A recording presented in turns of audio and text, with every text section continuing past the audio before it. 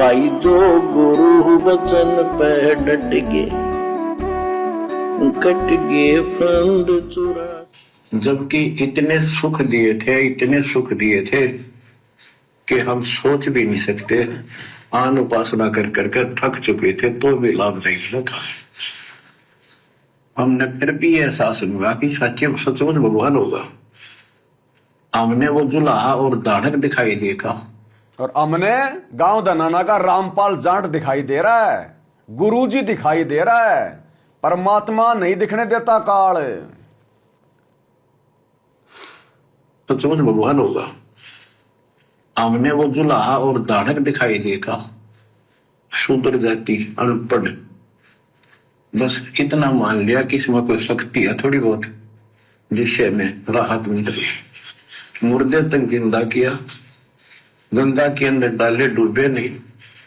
हाथी मारने आया, देखकर भाग गया, भगवान ने शेर रूप दिखा दिया। फिर भी वो विरोधी दुश्मन जनता के झूठे गुरु अफवाह फैला देते थे कि जादू तंत्र जाना है, इसे हाथी बजा दिया।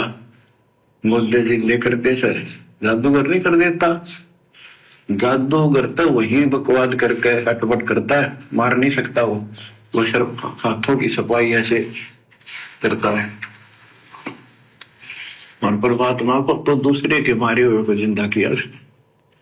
लेकिन हमें शिक्षा नहीं थी, सदग्रंथों से हम परिचित नहीं थे, जिस कारण से यह बात अभी तक उलझी रही। एक समय रामानंद जी का बोलबाला बहुत हो गया था, क्योंकि वो वैष्णव परंपरा के मार्गदर्शक उपदेशित यानी गुरु थे, प्रचारक थे। और ये वैष्णव नाथ गिरिपुरी, वैष्णव विष्णु जी के उपासक हैं, गिरिपुरी नाथ है, ये शिव जी के उपासक हैं। ये भी अपनी अपनी क्रिया को उत्तम मानते हैं, दूसरों को ठीक नहीं मानते। गोरखनाथ अपने कहते, गोरखनाथ तो बहुत पहले पैदा हुआ था, बिल्कुल, लेकिन ये सूक्ष्म रूप में कभी भी शरीर धारण करके कहीं आकर खड़े हो जाते हैं। क्या कह रहे हैं परमात्मा कि गोरखनाथ जैसे सिद्ध भी शरीर छोड़ने के बाद भी सूक्ष्म शरीर धारण करके कहीं भी प्रकट हो जाते हैं। उनको दोबारा से मां के गर्भ से जन्म लेके आने की जरूरत नहीं पड़ती गोरखनाथ जैसों को भी। और ये गोरखनाथ का बाप सतगुरु रामपाल जी भगवान, क्या ये गोरखनाथ से भी कम सिद्धि युक्त है क्या? अरे 24 सिद्धियां तो सतगुरु के भक्तों के पास हैं, तो ये तो सिद्धियों का भंडार है। गरीब सब पदवी के मूल है, सकल सिद्धि है तीर, और दास गरीब सत्य पुरुष बजो, अविगत कला कबीर। ये तो अनंत कोटि सिद्धियों का स्वामी है। जब गोरखनाथ जैसे जब चाहे ऊपर के लोगों से सूक्ष्म शरीर धारण करके प्रकट हो जाते हैं और कुछ दिन अपनी लीला करके अपना काम करके फिर निकल जाते हैं, तो ये सतगुरु कबीर भगवान क्या सतलोक से धरती पर आने के लिए, लीला करने के लिए मां के गर्भ में आने की जरूरत है क्या? तो आप सतलोक आश्रम वाले भाई बहनों ने तो अपने गुरु जी को गोरखनाथ से भी नीचा मान रखा है, गोरखनाथ से भी नीचा। क्या बनेगी तुम्हारे साथ में? क्या कह रहे गोरखनाथ के बारे में? गोरखनाथ अपने कहते, गोरखनाथ तो बहुत पहले पैदा हुआ था, बिल्कुल, लेकिन ये सूक्ष्म रूप में कभी भी शरीर धारण करके कहीं आकर खड़े हो जाते हैं। लेकिन वो ज्यादा वहां रह नहीं सकते, अस्थायी होते हैं। तो गोरखनाथ जी आए, उनको बताया वहां के नाथ पंथियों ने कि वैष्णव धर्म फैलता जा रहा है, हमारे नाथ धर्म सिकुड़ता जा रहा है। तो गोरखनाथ ने कहा कि बोल दो उस रामानंद को, उस दिन गोष्ठी करेंगे, जो हार जाएगा वो जीतने वाले का शिष्य बनेगा और सारे शिष्यों को भी साथ उससे दीक्षा दिलाएंगे। तो रामानंद जी को पता था ये सिद्धि दिखाएगा, लोग ताड़ी पीटेंगे, हम हार जाएंगे तो इसको विजयी मान लेंगे, इसलिए वो छुप गए, नहीं जाना चाहते थे। तब कबीर साहब बोले, गुरुदेव हार जीत तो है करे, दो पहलवान कुश्ती लड़ेंगे, चलो देखते हैं, जो होगा देखी जाएगी। रामानंद जी मान गए कि ये तैयार हो गया तो कोई दिक्कत आने की नहीं। तो उस दिन कोई भी जो रामानंद जी का शिष्य था, उन्होंने अपनी सारा जो दिखावा करते ऊपर का कंठी माला आदि तिलक जो वैष्णव परंपरा का प्रतीक होता है, किसी ने नहीं लगाया, क्योंकि उनको पता था हारेंगे और हमने उनका शिष्य बनना पड़ जाएगा, हमारा पता ना चलेगा कि वैष्णव उपासक है। कबीर साहब बोले तैयार हो। कबीर साहब को पता था श्रृंगार करे रहेंगे, इससे कोई फर्क नहीं पड़ने का, हिम्मत ना हारो, चलो। पहुंच गए। रामानंद जी ऊपर पैड़ी पे स्टेज बना रखी, कबीर साहब अपने गुरु जी के चरणों में नीचे बैठ गए। रामानंद जी और गोरखनाथ जी का अलग से आसन लगा रखा सामने, गोष्ठी उन दो में होनी थी। और साथ में उसने त्रिशूल रखते थे, 6-7 फुट का त्रिशूल गांठ रखा गोरखनाथ ने। जब ज्ञान की चर्चा हुई, कबीर साहब बोले कि गोरखनाथ जी पहले मेरे से बात करो, मुझे हरा दो, फिर मेरे गुरु तक जाना, पहले चेलों से लड़ो। बात की थी। परमात्मा बोले कौन ब्रह्मा का पिता है, कौन विष्णु की मां, शंकर का दादा कौन है, हमको दे बता। नाथ जी लग गया, वो अटपट कर गए। उसने सोचा कि ऐसे नहीं मानेगा, कह दे त्रिशूल के ऊपर अच्छे उड़ के ऐसे आसन पद्म लगाए और त्रिशूल के ऊपर बैठ गया गोरखनाथ सिद्धि से, और कहने लगा मेरे साथ गोष्ठी करनी है, जिसके मेरे बराबर आकर बैठो। कबीर साहब बोले गोष्ठी का अर्थ होता डिबेट, ज्ञान चर्चा, ये ड्रामेबाजी नहीं। नाथ जी बोले कि जब तुम्हारे में कुछ हो तो करो, नहीं तो हार मान लो, दुनिया को मूर्ख बनाते हो। कबीर साहब जेब में डाल के ले गए थे, जैसे हाथ सरखे पकाता करते सूत, वह कम से कम 1.5 फुट लंबा धागा होता था, उसमें उसको कुकड़ी बोला करते हैं हरियाणा में, अंग्रेजी में रील बोलना है। परमात्मा ने जेब से वह कुकड़ी निकाल ली, एक एंड उस धागे का पकड़ा, सिरा आकाश में फेंक दी, वह उधड़ती चलेगी अनबंडल होती हुई, 150 फुट ऊपर जाके अंतिम सिरा हो गया और वो धागा छोड़ दिया, ऐसे डट गया। परमात्मा वहां से उठे और ऊपर धागे के ऊपरले सिरे बजा के विराजमान हो गए, आसन पद्म लगा के। कबीर साहब बोले गोरखनाथ जी आ जाओ, फिर यहाँ बराबर में बैठो, यहाँ गोष्ठी करेंगे। गोरखनाथ भी पूर्ण सिद्धि से युक्त मान लेता अपने आप को। वहां से उड़ने की कोशिश की, त्रिशूल से थोड़ा सा उठा, फिर जमीन पर गदड़ देशी पड़ गया, जैसे उसका सत निकल गया। आकाश में उड़न की तो बात छोड़, उठन की हिम्मत नहीं रही उसकी। तब समझ गया कि सामान्य संत नहीं, भक्त नहीं। तो बोले नीचे आओ महाराज, आप जीत गए, मार गए। फिर भी मन पापी मानता नहीं, कहने लगे एक परीक्षा और लूंगा। फिर भी वो मन पापी मानता नहीं है, इतने चमत्कार देखने के बाद भी, समर्थ की समर्थता देखने के बाद भी। तो गोरखनाथ क्यों आया था? क्योंकि वैष्णव धर्म का प्रचार प्रसार बहुत तेज हो रहा था, और जो नाथ थे उनको चिंता होगी कि हमारा तो पाटिया साफ होगा। तो गोरखनाथ को याद किया उन्होंने। तो गोरखनाथ ऊपर से आया सूक्ष्म रूप बना के, मतलब सूक्ष्म रूप में धरती पे, फिर वो अपने मतलब की जो है मानव शरीर में आ गया। और वैष्णव धर्म को समाप्त करने के लिए कि भाई वैष्णव धर्म बहुत बढ़ गया, बहुत बढ़ गया। तो आज ये कबीर भगवान सतगुरु रामपाल जी क्यों आए धरती पर? क्योंकि इस धरती पर काल का अधर्म बहुत ज्यादा बढ़ गया, इस काल का जुल्म बहुत ज्यादा बढ़ गया। और कहीं परमेश्वर ने सोचा कहीं मेरी आत्माएं भक्ति से बिल्कुल ही दूर ना हो जाएं, भगवान से बिल्कुल ही अविश्वास ना हो जाएं, बिल्कुल नास्तिक ना हो जाएं। इसलिए परमात्मा आए 8 सितंबर 1951 को, क्योंकि काल का अधर्म बढ़ गया। काशी में वैष्णव धर्म बढ़ रहा था, इधर काल का अधर्म बढ़ गया। उधर कौन आया? वही कबीर भगवान। गोरखनाथ के साथ गोष्ठी के लिए। आज कौन आया धरती पे दिल्ली मंडल में, सतगुरु दिल्ली मंडल आई सी, सूती धरनी सोम जगाई सी। क्योंकि काल का अधर्म बढ़ गया, और जब इस पृथ्वी पर यह काल इस प्रकार से जुल्म करता है, हद से ज्यादा जीवों को तंग करता है, जीव आत्माएं आत्मा से पुकार करती हैं, तब ये परमात्मा आते हैं। एक छोटा सा शब्द, जब बढ़े काल जुल्माना तब आवे हैं गुरु जी धनाना। जब बढ़े काल जुल्माना तब आवे हैं गुरु जी धनाना। हर कलयुग की बिचली पीढ़ी में परमात्मा इसी प्रकार से लीला करते हैं दिल्ली मंडल में आने की, जब काल का जुल्म हद से ज्यादा बढ़ जाता है। और क्या क्या पाखंड शुरू हो जाता है। चार वेद पंडित जी भूले, चार वेद पंडित जी भूले, और कथे ज्ञान मन माना तब आवे हैं गुरु जी धनाना। और कथे ज्ञान मन माना तब आवे हैं गुरु जी धनाना। आज ये सारे आचार्य शंकराचार्य, अपने आप को वेदों का प्रखंड ज्ञाता कहने वाले शंकराचार्य, ये मन माना आचरण थोप रहे और नाम लेते हैं वेदों का।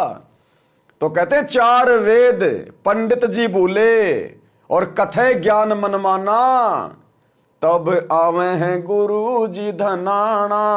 उन वेदों का शत ज्ञान देने के लिए, वेदों से भी ऊपर का सूक्ष्म ज्ञान देने के लिए। फिर क्या होता है, मुसलमान अल्लाह को भूले, मुसलमान अल्लाह को भूले, हिंदू भूले भगवाना जब आवे हैं गुरु जी धनाना।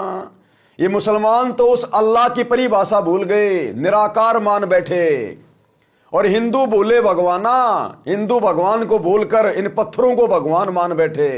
इन दोनों धर्मों की बुद्धि को ऑन करने के लिए तब आवे हैं गुरु जी धनाना।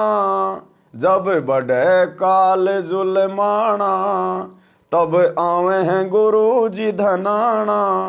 फिर क्या होता है यहां पर, धर्म की हानि सब मन मानी, धर्म की हानि सब मन मानी, चले काल फुरमाना तब आवे हैं गुरु जी धनाना। या हर प्रकार से धर्म की हानि शुरू हो जाती है। हर प्रकार से देवी देवताओं को खुश करने के लिए बकरे चढ़ाए जाते हैं, धर्म की हानि होने लग जाती है, काल का फुरमान चलता है, मनमानियां चलती है वेद शास्त्रों के नाम पे।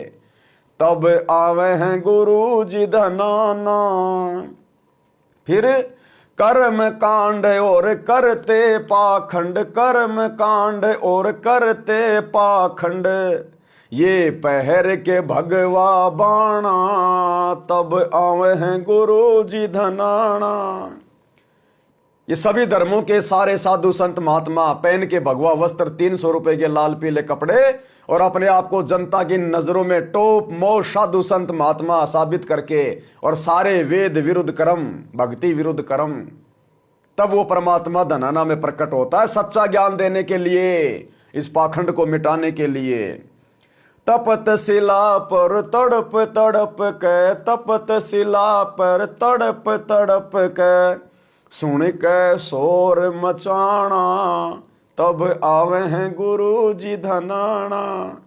जब ये आत्मा तपतशिला पर भूनी जाती है, तड़पती है, चटकती है, तब ये परमात्मा इनकी आवाज सुन के और इनके दर्द में दुखी होके ये मालिक आता है।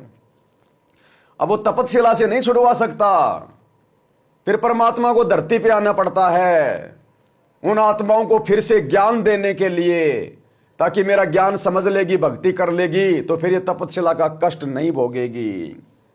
जुल्म काल का देख गुरु जी, जुल्म काल का देख गुरु जी, हंसों को काग बनाना तब आवे हैं गुरु जी धनाना। वो परमात्मा कबीर जी देख लेता है कि इस काल ने मेरे हंसों को काग बना दिया। सतलोक में ये हंस थे, निर्विकार थे, मन में कोई दोष नहीं था, कोई पाप नहीं था, अब ये काग बन गए, काग। ये टट्टी खा रहे नीचे विषय विकारों में पड़कर, सारी सारी की सारी जो बुराइयां हैं वो कर रहे हैं। दारू, मांस, मीट, अंडा, चोरी, जारी, व्यभिचार, नशाखोरी, मेरे हंसों को काग बना दिया। तो वापस हंस बनाने के लिए सतलोक से तब आवे हैं गुरु जी धनाना। फिर क्या बताया मालिक ने, गद्दा सुअर बैल बनावे, गद्दा सुअर बैल बनावे, जीवों को इतना सताना, तब आवे हैं गुरु जी धनाना।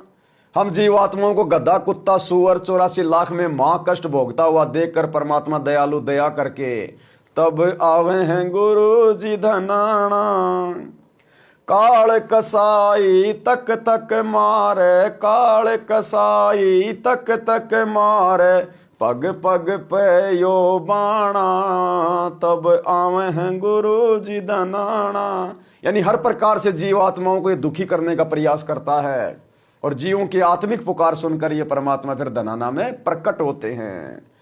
पंथ बारवा गरीब दास का, पंथ बारवा गरीब दास का, सतगुरु का वचन निभाना, तब आवे हैं गुरु जी धनाना।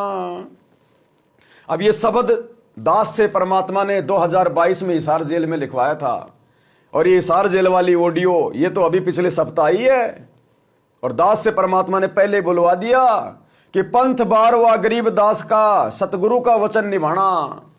कि गरीबदास जी ने 12वें पंथ में कह दिया था, यानी कबीर भगवान ने कह दिया था गरीबदास जी को कि मैं ऐसे ऐसे दिल्ली मंडल में जाऊंगा पिछली पीढ़ी में। तो गरीबदास जी ने अपने गुरु की वाणी को लिख दिया असुर निकंदन रमैनी में कि सतगुरु दिल्ली मंडल आईसी और सूती धरनी सोम जगाईसी, कि भाई मेरा सतगुरु, मुझ गरीबदास का सतगुरु वो जिंदा बाबा पिछली पीढ़ी में आएगा, दिल्ली मंडल में अपना वचन निभाएगा जो उन्होंने मेरे से वादा किया था। तो गरीबदास जी कह रहे सतगुरु दिल्ली मंडल आईसी और सूती धरनी सोम जगाईसी। और यही बात गुरुजी ने अभी आपको जो ऑडियो सुनाई है एक बार फिर से सुन लो कि सतगुरु रामपाल जी कौन है वर्तमान में, गरीबदास जी के ही गुरु हैं। तो क्या बताते हैं, उत्तर दक्षिण पूर्व पश्चिम फिरता दाने दाने लो, और सर्व कला सतगुरु साहिब की, हरि आए हरियाणे। गरीबदास जी के समय आए तेरी बारे भाई प्रगट सामने थारे, पहचाने जात पहचान लियो। गरीबदास जी के समय आए तेरी बारे भाई प्रगट सामने थारे, पहचाने जात पहचान लियो। गरीबदास जी के समय आए तेरी बारे भाई प्रगट सामने थारे, पहचाने जात पहचान लियो। तो बताओ भाई बहनों, सात संगतियों में क्या गलत बताया जा रहा है? अरे गुरुजी ने तो अभी ऑडियो भेजी है आप लोगों के लिए, आप और हम के लिए। और दास ने 2012 में हिसार जेल में बैठ के ये शब्द लिख दिया था। तो बताओ दास क्या झूठ बोल रहा है? गुरुजी हर बात का समर्थन कर रहे हैं सात संगति का, फिर भी आके नहीं खुलती तो नहीं खुलती। पंथ बारवा गरीब दास का, पंथ बारवा गरीब दास का, सतगुरु का वचन निभाना, तब आवे हैं गुरु जी धनाना। सतगुरु दिल्ली मंडल आके, सतगुरु दिल्ली मंडल आके, मेटे जम का तलबाना। यानी इस काल के तलबाने को मेट देगा कि अब मैं धरती पे प्रकट हो गया, अब मेरी आत्माओं को दुखी मत करना जो मेरी शरण में आ जाएंगी। परम दयालु दया के सागर, परम दयालु दया के सागर, डाल डेरा हरियाणा, तब आवे हैं गुरु जी धनाना। हर कलयुग की पिछली पीढ़ी में ये परमात्मा सतलोक से आकर हरियाणा में डेरा डालता है, प्रकट होता है, क्योंकि परम दयालु दया के सागर और डाल डेरा हरियाणा, यानी अपनी जगह भक्ति को शुरू करने के लिए हरियाणा में डेरा डालता है। कि उत्तर दक्षिण पूर्व पश्चिम क्यों फिरदा दाने दाने नो, और सर्व कला सतगुरु साहिब की हरि आए हरियाणे नो। साध संगत थन भोग लगावे, साध संगत थन भोग लगावे, क्योंकि भोग किसको लगाया जाता है? गीता अध्याय 3 श्लोक 13। ये गीता वेदों का निष्कर्ष है, वेदों का ज्ञान परमात्मा ने दिया, तो ये परमात्मा का खुद का विधान है। गीता अध्याय 3 श्लोक 13। पूर्ण परमात्मा को भोग लगाए बिना जो अन्न खाते हैं वो तो पाप खा रहे हैं, पाप। आज इस धरती पर सत्सेवकों के अलावा सब लोग पाप खा रहे हैं, पाप। सतलोक आश्रमों से जुड़े भाई बहन पाप खा रहे हैं। इन आश्रमों में अपने सतगुरु को भोग नहीं लगाया जाता है, भोग सतगुरु को इष्ट मान के लगाना पड़ता है। सतगुरु के साथ में दूसरी फोटो रख के भोग नहीं लगाया जाता, जैसे कि दाढ़ी मूछ वाले कबीर जी की फोटो को रख के और अपने गुरु जी को और उस कबीर को भोग लगाया जा रहा है। नहीं, ये तो दोगला आचरण है, वैश्या भक्ति है, व्यभिचारिणी भक्ति है। तो ये प्रक्रिया परमात्मा ने साध संगतियों में शुरू करवाई, पूर्ण परमात्मा को भोग लगाकर अन्न प्रसाद ग्रहण करने की। ऐसे पाप कटते हैं, आत्मा निर्मल होती है। ऐसे साध संगत थन भोग लगावे, साध संगत थन भोग लगावे, और दिन रात करे गुण गाना, तब आवे हैं गुरु जी धनाना। दिन रात करे गुण गाना, तब आवे हैं गुरु जी धनाना। और ऐसे समर्थ परमात्मा की महिमा में ये आश्रम वाले, ये कोऑर्डिनेटर, गुरु जी का परिवार झगड़ा करते हैं, मार पिटाई करते हैं, पुलिस वालों को भेजते हैं शराब पिला के। दिल्ली की साध संगति में मैनेजमेंट वाले पुलिस वालों को शराब पिला के भाई बहनों की पिटाई करवा रहे हैं बहुत बुरी तरह से। भाई और बहनों, दुर्वासा ऋषि की कथा याद है ना, उल्टा चक्कर उसी के ऊपर चला था। रुक जाओ, समय नजदीक है। भाई जो गुरु वचन पे डट गे, कट गे फंद 84 के।